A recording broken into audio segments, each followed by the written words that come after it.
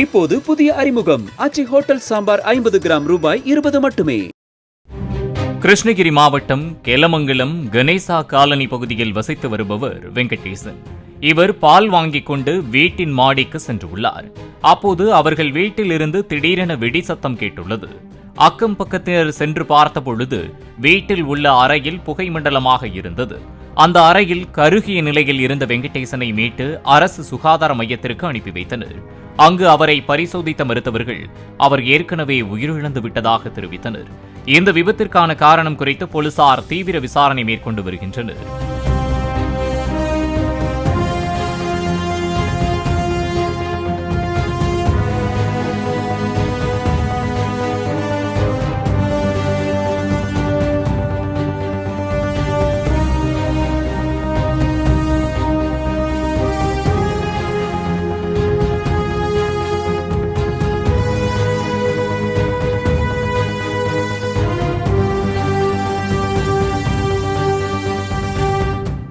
இப்போது புதிய அறிமுகம் ஆச்சி ஹோட்டல் சாம்பார் 50 கிராம் ரூபாய் 20 மட்டுமே.